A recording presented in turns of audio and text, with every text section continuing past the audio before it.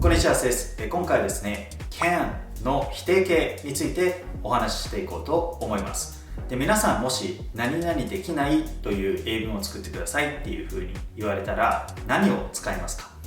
で、この何々できないっていうのは実は2つパターンがあって、1つ目は can't とか can't っていうふうに言うものですね。この発音の違いはアメリカとイギリス英語の違いなんですけれども、この形かもう一つは cannot っていう形があります。can と not がそのまんまくっついて一語になった形です。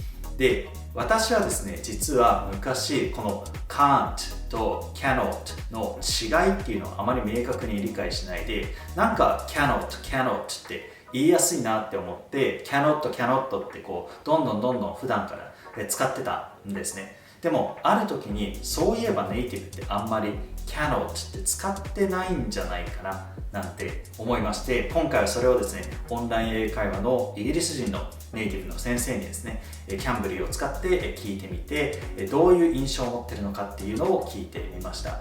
今普段から会話の中とかでも I cannot っていう風に言ってる人はですね、必見の内容になっていると思いますので、ぜひぜひ見ていってください。どうぞ。Hi. Hi. One second, because I'm hearing your voice not from my earphones, but from the speaker. Okay. And I don't know how I can fix this.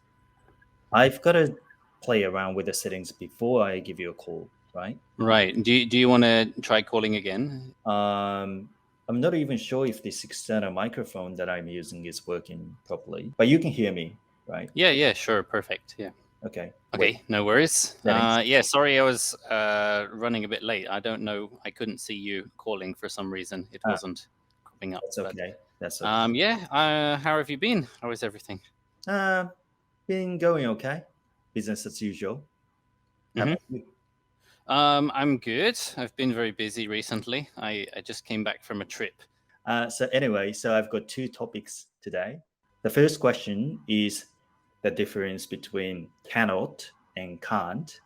And I used to have this bad habit of using cannot like all the time when I wanted to use a negative form of can instead of can't.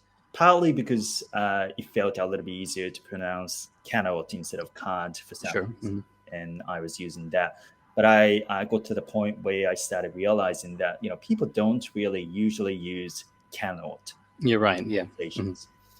And just wanted to figure out what the really difference is between those two forms. So when I should be using cannot instead of can't.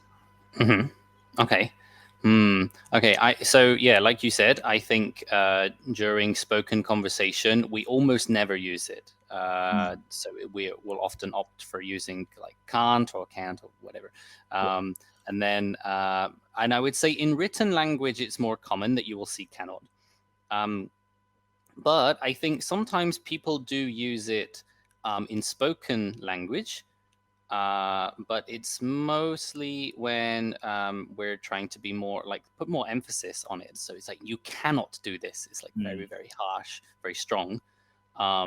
You're trying to be like very adamant about something. But except for that, we don't really use it. You just say can't.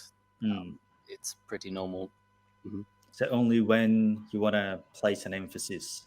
Yeah, right. Negativity of it. Then not. Yeah.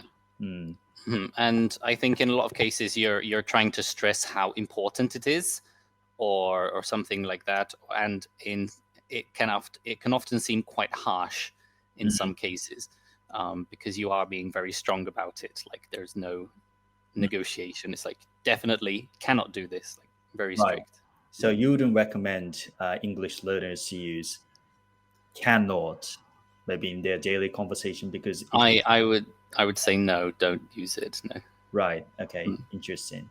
And if I were to use the negative form of can in writing, for example, when I'm writing an essay or something, should I be constantly using cannot? Because it feels like a contracted form that's used in writing feels like it's got like a bit of a connotation of casualty, if that makes sense. Yes, you're right. Yeah.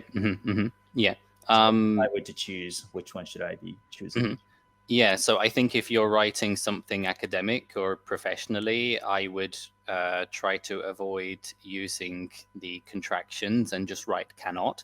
Of course, if you're writing a diary just for yourself, you can just be more casual and you can write can't.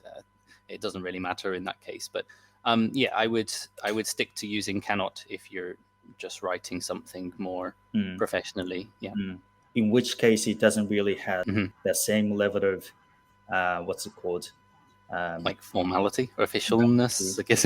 Officiality. Yeah, something like that. It's just like it's just a paraphrase for can't in writing, but in casual speech, it kind of takes on a different level of right. Yeah. Yeah. So I think in writing, it's okay because you're not speaking to anybody directly or anybody in particular, so it doesn't have that connotation of being harsh or strict. It's just normal. But yeah, when you're speaking to people, it is different. Yeah. Okay, nice, great, clear. So that one's ticked off. The next